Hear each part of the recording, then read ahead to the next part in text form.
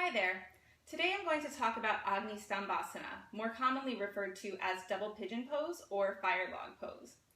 This is a popular seated hip opener, which if performed incorrectly can really put the knees in jeopardy. So I want to talk about how to properly align the pose, how to recognize if you need to back out of the pose, and then what modifications you can make to do so. First, I'm going to demonstrate the pose with no modifications. So in this pose, the shins are stacked like fire logs, hence the name fire log pose. The knees and ankles are lined up with one another, and the knees and the hips are roughly aligned with one another. The knees will be slightly wider than the hips simply due to the length of the shin bone. What you'll see a lot of people do in this pose,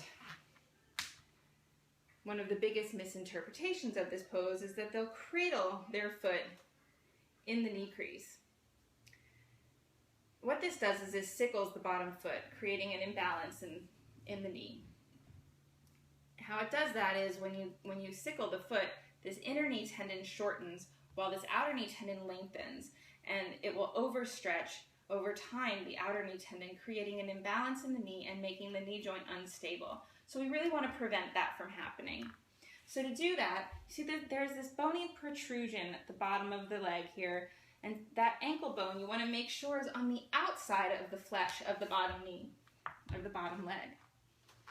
You want to make sure that you can make a complete circle with your foot on the outside of that bottom leg. You want to flex both feet a lot to activate all the muscles in the lower leg and protect the knee joint. And then from here, you can fold forward, keeping the back straight.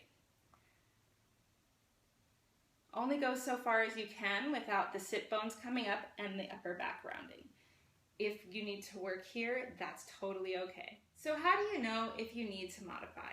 Well, the first sign is if you're trying to get into the pose and this is as far as your leg can go, then time to grab some props. I've got 2 blocks and 4 blankets folded like so.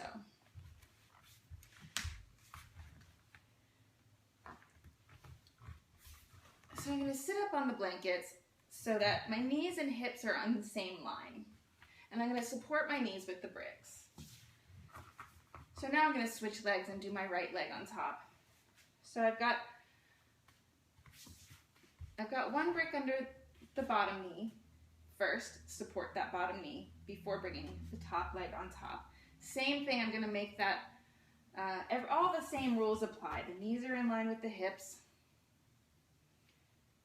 as you can see here. And then I've got both knees supported, and I'm just going to work on sitting up straight and tall here. Both feet are still flexed, all the same stuff is still going on. Now, you might be so tight that this isn't even available to you. Totally okay. Just recognize that and work with that. So in that case, move the blankets out of the way, move the blocks out of the way, and grab your strap. And you're going to just lie down and do a figure 4. A wall can always help here. You can always put that bottom knee on the wall, and you can work here. Or you can reach through and grab your leg. Always make sure to flex both feet again. And while you're here, the top knee pushes away from your body as you pull the bottom knee in. If you can't reach, this is where the strap comes in. Maybe you're way out here, and this is as far as you can go, and you got that strap, and that can pull your legs in for you. No matter what you do, remember not to get frustrated with yourself and don't judge yourself. Honor your body where it is today, and you'll do the best thing for it. So I hope this has helped. Happy hip opening, and thanks for watching Yoga with Dre. I'll see you next time.